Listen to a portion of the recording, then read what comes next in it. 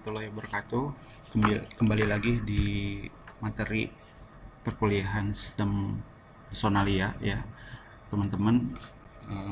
Materi kali ini adalah pengembangan daripada pengolahan data pengguna yang sudah dijelaskan di video sebelumnya. Namun kali ini ada sedikit pengembangan ya, dimana ketika kita menetapkan pegawai ya dijadikan nanti pengguna sistem ya, maka kita tinggal mengambil data yang ada di dalam data pegawai seperti halnya seperti ini.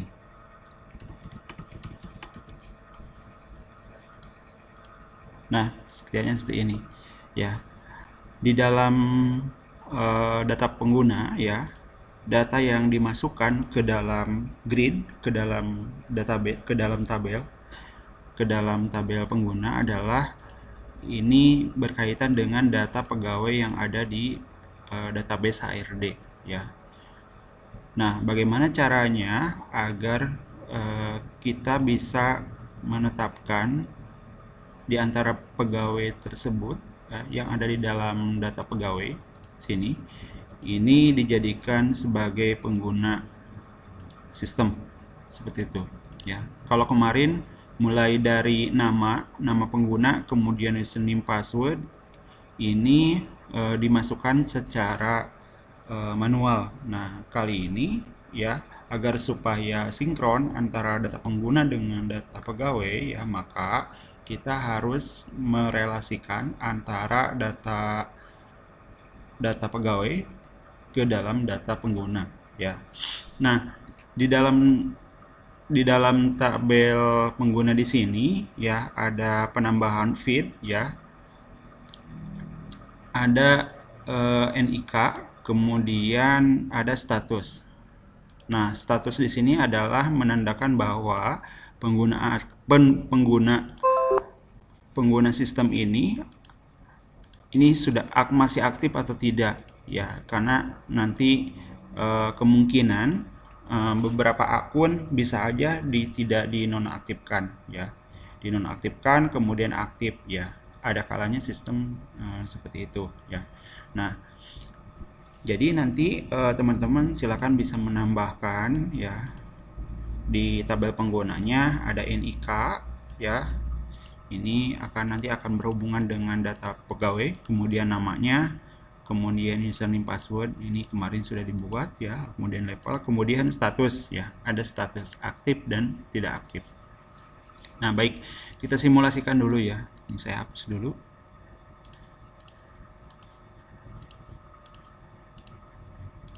Nah, kita simulasikan. Jadi nanti prosedurnya seperti ini. Ketika nanti di antara beberapa pegawai ya yang akan nanti mengakses sistem ini adalah harus dijadikan pengguna sistem dulu. Caranya seperti ini. Cari data pegawai sini. Nah, data pegawai ini adalah berdasarkan data pegawai yang sudah kita buat di pertemuan waktu di laboratorium. Jadi nanti akan mengakses data ini. Nah, lihat. Nah, sebelumnya kita harus membuat form baru ya, khusus untuk daftar pegawai yang akan nanti dimasukkan ke dalam data pengguna ya. Jadi nanti kita buat dulu form data pegawai seperti ini ya. Kemudian nanti ada tombol ambil, misalkan Rizda di sini yang akan dijadikan pengguna sistem, ambil. Nah, nanti akan masuk ke sini. Jadi setelah kita masuk ke sini, ya baru ditambahkan. Jadi kita tidak usah menginput lagi NIK, namanya siapa. Jadi kita tinggal pilih yang ada di sini. Misalkan Firman, masuk ke sini. Jadi tanpa mengetik lagi gitu ya. Jadi kemungkinan besar nanti kan kalau misalkan diketik secara manual, misalkan diketik seperti ini, kemungkinan NIK-nya akan berbeda dengan yang ada di dalam data pegawai. Makanya ini disinkronkan seperti ini. Nah, kemudian kalau sudah didapatkan NIK dan namanya, baru klik tambah. Set fokusnya ke username, kemudian Ini misalkan username-nya Fajar, kemudian passwordnya Fajar lagi, levelnya sebagai admin, kemudian statusnya aktif, simpan. Nah, jadi rencananya nanti pengguna yang sudah ada di dalam tabel pengguna di sini ya, ini yang akan nanti bisa mengakses sistem ya, sistem personalia ini. Kita contohkan logout ya, close, kemudian kita coba login berdasarkan masukan yang barusan, misalnya Fajar, kemudian passwordnya Fajar, login. Nah, ini statusnya adalah yang aktif Fajar. Nah, edit ya, misalkan Fajar, passwordnya misalkan DCI, simpan. Nah, passwordnya berubah menjadi DCI. Dan kalau seandainya Fajar misalkan mau dinonaktifkan, ini edit lagi, kemudian tidak aktif, simpan. Nah, kurang lebih seperti itu ya. Jadi ini menambahkan data pengguna dari data pegawai. Jadi intinya kita tidak usah lagi mengetik nama pengguna kemudian NIK-nya, karena sudah berdasarkan data yang ada di dalam data pegawai. Seperti itu ya. Sekarang kita coba bedah sintaknya. Nah, di data pengguna nanti strukturnya kalian nanti siapkan ada add nama, add NIK, kemudian add add nama, kemudian username, ini sudah dibuat kemarin. Kemudian ini radio button ya, nanti ini ada penambahan komponen ya. Nanti kita akan coba buka bagaimana cara menyimpan data yang ada di dalam radio button ya, kemudian mengeditnya juga. Kemudian setelah kita mengubah tampilan struktur daripada tampilan form data pengguna, kemudian kita harus juga menyiapkan form daftar pegawai. Nah, ini silahkan nanti kalian buat form baru sini ya. Nanti buat form baru ya. Kemudian ada data grid, kemudian nanti seperti biasa karena ini berkaitan dengan source data data pegawai ya dari data modul, maka unit modulnya harus di-use-kan. Nah, buktinya apa kalau sudah masuk? Buktinya adalah ini. Ada nama unit DM. Artinya ya source data pegawai yang ada di data modul sudah bisa diakses. Grid-nya silakan ini saya ulangi lagi, ada di data control, kemudian sisipkan di sini. Kemudian jangan lupa nih data source-nya panggil ke data pengguna sini. Kemudian kalau seandainya ya yang ketika kita sudah memilih data pegawai ya, misalkan di sini ada Firman, ketika diklik Firman, maka data Firman harus ada di data pengguna di sini. Baik NIK-nya, baik namanya harus sudah ada di sini. Nah, caranya bagaimana? Nah, caranya ini ada di tombol ambil. Nah, kita fokus ke baris kedua ini, dua baris ini ya. Pengguna di sini adalah kita mengakses form pengguna ya, sini. Nah, bagaimana cara mengakses form pengguna ya? Seperti biasa kita harus memasukkan unit form data pengguna ya, karena form data pengguna sudah dimasukkan unitnya, maka kita tinggal mengetik. Buktinya apa kalau sudah masuk form pengguna adalah sekali lagi bisa dilihat di use unitnya, usesnya sini ya. Jadi nanti F pengguna add NIK di sini adalah ini. Jadi seolah-olah form pengguna ya, add NIK dan nama diisi di assignment (2) sama dengan assignment data modul dot pegawai NIK. Data modul .nik adalah berdasarkan yang ada di grid Ya, ketika kita mengklik Fajar, maka di sini akan diisikan NIK dan namanya Fajar.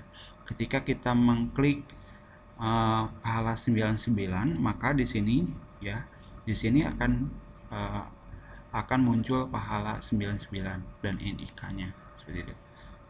Itu ya. Kemudian yang bawahnya ini F pengguna add user clear kalau seandainya ini sudah ada isinya gitu ya, maka semuanya dikosongkan.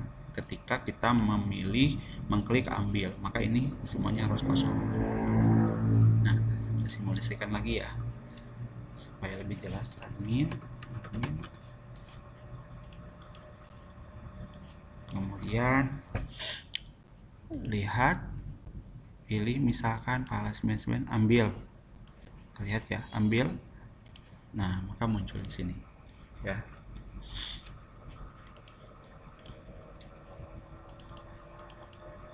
Dan yang terakhir adalah F daftar pegawai close. F daftar pegawai close di sini adalah ketika mengklik tombol ambil, maka nanti diakhiri dengan close, mengclose form daftar pegawai. Jadi ininya close gitu. Nah, baru ketika sudah didapatkan NIK dan namanya, baru ditambah. Tambah di sini adalah data modul pengguna seperti biasa. Ini yang menjadi kata kuncinya adalah event karena ditambah, ini dihapus ya karena sudah di clear ya. Jadi ketika diklik tambah, ini hapus kalau seandainya ini ada isinya. Kemudian set fokusnya ya, add user ya, maka ke sini ketika diklik ini set fokusnya di sini. Isi username, password, ini sama saja dengan yang kemarin, pilih. Kemudian nah, ini ada radio button. Radio button diambil dari standar ya. Jadi panel standar, pilih radio button. Nah, kemudian tempatkan di sini. Kasih nama. Captionnya misalkan apa? Captionnya misalkan true misalkan ya. Nah, ini kasih nama, ini wajib ya. Seperti biasa ya, harus dikasih identity, misalkan true misalkan ya, atau aktif ya, misalkan seperti itu. Saya close ya karena sudah dibuat. Perhatikan ini namanya adalah RB aktif, kemudian captionnya aktif. Yang kedua adalah RB tidak aktif, captionnya tidak aktif ya. Nah, untuk menyimpan pilihan radio button seperti ini ya, kita lihat di sini. Ini sama saja dengan yang kemarin ya, ini tidak ada bedanya. Nah, RB aktif, jika RB aktif ini, RB aktif diklik, checked ya, diklik ya, maka data modul ini sama dengan ini barisnya ya. Data modul pengguna status string diisi oleh aktif ya. Kalau seandainya RB tidak aktif, checked misalkan diklik ya, maka statusnya tidak aktif. Jadi ada pilihan. Kalau seandainya radio button ini tidak bisa diklik dua-duanya, maka ya rumusnya adalah harus menggunakan if. If radio button aktif diklik di checklist, maka diisi oleh aktif. Kemudian kalau dikliknya tidak aktif ya, RB tidak aktif, checked, kemudian diisi oleh tidak aktif. Dan diakhiri dengan post karena tadi event ya ditambah, harus selalu post. Kemudian setelah di post ini di clearkan, dikosongkan. Kemudian RB aktif dan RB tidak aktif ya, checkernya adalah false semuanya ya. Kalau false itu adalah tidak diklik, kalau diklik adalah true, seperti itu. Kemudian untuk edit juga sama ya, jadi data modul edit, kemudian hapus juga delete, ini di clear. Kemudian kalau batal ini cancel, ini juga tidak di clearkan. Kemudian kalau seandainya ya mau menampilkan ketika diklik di sini tampil datanya di atas di sini, kita harus mengklik dulu grid-nya, kemudian event, kemudian on click, cell click. Nah, masukkan ke sini. Add user. Ini diisi oleh data modul username pengguna, kemudian password diisi oleh password, nama dan yang lainnya. CB level, ini CB level diisi oleh data modul pengguna level. Nah, ini harus sesuai dengan fieldnya ya, sekali lagi harus sesuai dengan fieldnya. Kemudian untuk radio button, karena di sini ada pilihan sama dengan yang tadi, radio button data modul dot pengguna statusnya aktif, maka RB checkednya yang aktif. Kalau di dalam database-nya tidak aktif, maka yang checkednya adalah yang tidak aktif ya. Jadi strukturnya seperti ini. Kita coba simulasikan ya. Admin. Nah, seperti itu.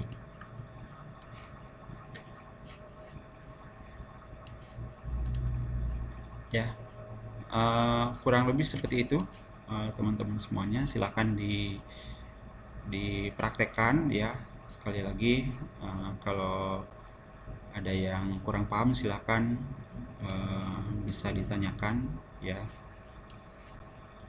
Ini berkaitan dengan penambahan data berdasarkan data pegawai yang sudah ada di data master yang sebelumnya sudah kita buat pada saat pertemuan di laboratorium. Demikian penjelasan pengembangan daripada penambahan data pengguna ya. Sampai ketemu di materi selanjutnya. Terima kasih. Wassalamualaikum warahmatullahi wabarakatuh.